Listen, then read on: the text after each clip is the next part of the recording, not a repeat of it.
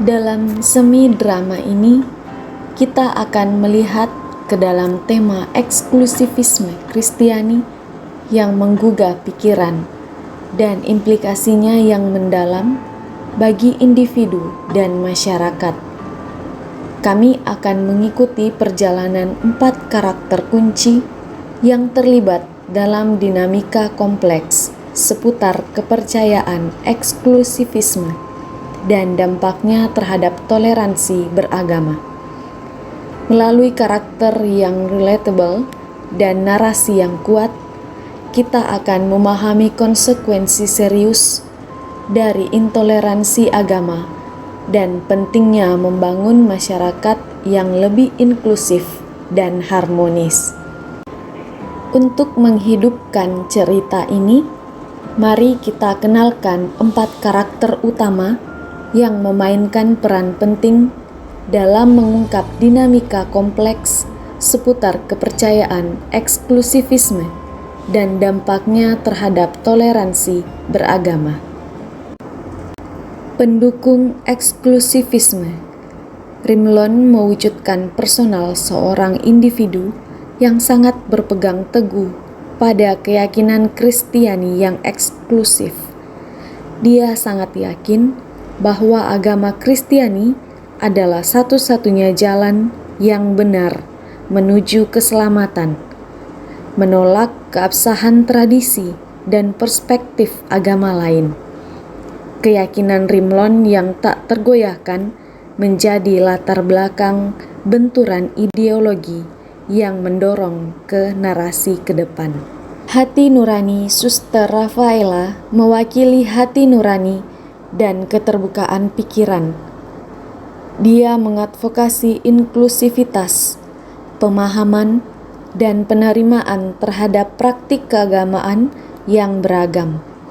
Suster Rafaela berusaha menjembatani kesenjangan antara agama yang berbeda, menekankan pentingnya empati, kasih, dan hidup berdampingan secara damai. Korban intoleransi Ajun, seorang anggota komunitas Malesung yang setia, menjadi titik fokus intoleransi agama. Sebagai sasaran prasangka dan diskriminasi, ia menanggung ancaman terhadap keselamatannya dan menyaksikan penodaan terhadap tempat ibadah yang disayanginya. Perjalanan Ajun mencerminkan perjuangan yang dihadapi oleh minoritas agama dalam menghadapi kepercayaan yang eksklusif. Cahaya penuntun Boni, seorang rahib yang bijaksana dan penuh kasih, memainkan peran penting dalam membimbing para karakter menuju empati, pemahaman, dan upaya rekonsiliasi. Melalui kebijaksanaan dan komitmennya yang teguh terhadap harmoni, rahib menjadi mercusuar harapan di tengah kekacauan.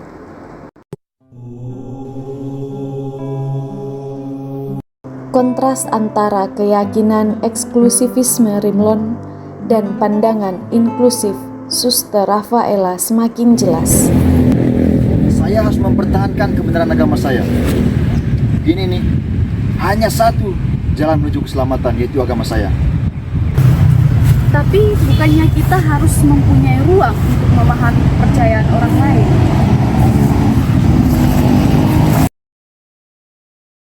Ben, akhir-akhir ini saya merasa khawatir. Saya merasa ada yang mengganggu pikiran saya saat saya berdoa. Saya melihat ada orang mengamati saya, Ben. Saya ingin melaksanakan dan menghayati kepercayaan saya tanpa ada rasa takut dihancurkan dan didiskriminasi. Bagaimana menurutmu, Ben? Jun, dialog adalah kunci untuk mencapai kedamaian dan rekonsiliasi. Tidak cukup hanya mempersalahkan kepercayaan orang lain. Rimlon kini sudah berpikir bahwa kepercayaan lain merupakan ancaman baginya dan perlu untuk dia hancurkan. Namun Suster Rafaela berusaha untuk membuka hati dan pikiran Rimlon dengan mengatakan bahwa kebencian dan kekerasan bukanlah sebuah solusi. Ben, sejauh ini saya masih bertanya-tanya, mengapa saya menjadi sasaran atas keyakinan yang saya percaya? Bagaimana menurutmu, Ben? Ajun, konflik hanya akan membuahkan penderitaan. Mari kita upayakan dengan damai.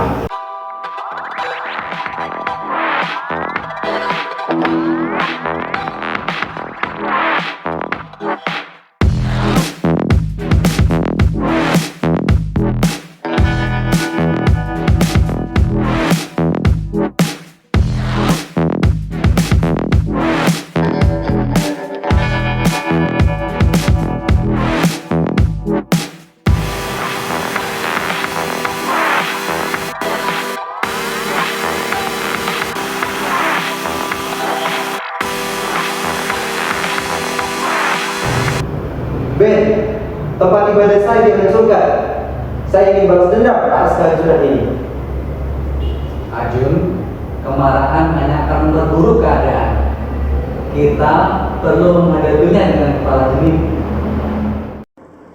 Setelah melancarkan aksi menghancurkan tempat ibadah kepercayaan Malesung, Rimlon ternyata merasa sangat menyesal. Ia akhirnya mengungkapkan isi hatinya atas penyesalan yang ia rasakan kepada Suster Rafaela. Suster Rafaela dengan penuh harap menjumpai Ajun dan menyampaikan bahwa orang yang menghancurkan tempat ibadahnya merasa menyesal atas perbuatannya. Meskipun suasana hati Ajun masih menyimpan rasa marah dan mempertanyakan apakah manusia masih mungkin untuk hidup berdampingan dengan toleransi. Ben, saya sudah mendengar informasi tentang pelaku yang menghancurkan tempat ibadah saya. Melalui teman saya mengatakan bahwa dia mengakui kesalahannya, dia menyesali perbuatannya.